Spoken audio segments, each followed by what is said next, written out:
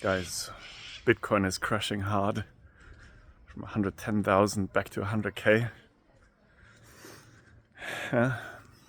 And a lot of people are getting really scared at the moment because they thought they're gonna buy Bitcoin and then the next day or the next week or the next month it's going up and they triple their money. But this is not how this works, right? It's Bitcoin is also a game of patience. It's a long-term store of value, and I've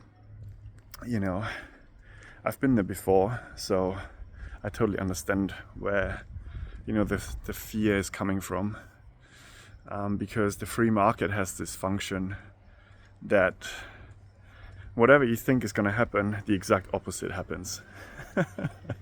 It's always like that, especially in the Bitcoin world, in the crypto world. And but when you look at what's happening on a fundamental basis, the fundamentals of Bitcoin, they're getting stronger every day, every single day. You just look at the United States of America, you look at the government, you look at the cabinet. Donald Trump is a Bitcoiner, he understands Bitcoin.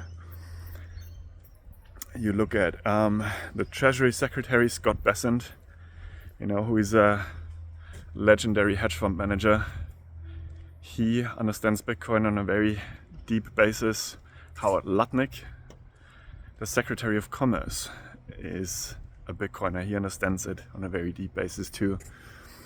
And he's also the chairman of Cantor Fitzgerald, which buys Bitcoin in their fund, and they issue Bitcoin-backed loans.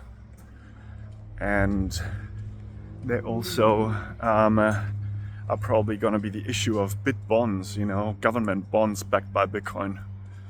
So if you look at this all, and then the proposal of a strategic Bitcoin reserve by Cynthia Lummis, the Bitcoin senator, then you kind of see what's happening here. And then you can see that hundreds of trillions of dollars of capital are going to flow into Bitcoin over the next decade. And then you see all the Bitcoin treasury companies coming out, like Strategy, Metaplanet, Strategy is issuing Bitcoin-backed credit, credit instruments. Everyone can buy. You can just, have a brokerage account, and instead of 1 or 2% interest on your money, you can have a 10% dividend from one of these instruments, right? They're all a little bit different. There's some nuances to that, but if you look at that, it's all a function of the Bitcoin machine: strike, stride, strive, and stretch. And now STRE, which is for the European market, and as we all know, European interest rates are fucking horrible. I think, so I'm German. When I left Germany, I think they used to be at like 0.7% or something. Now they might be a bit higher, I'm not even sure, I haven't even looked at it. But instead of 1 or 2% interest on your euros, you can have 10%, right? So if you've saved up 100,000 euros, you can make 10,000 euros a year. And most likely even tax efficient, tax deferred. So that is just absolutely amazing. And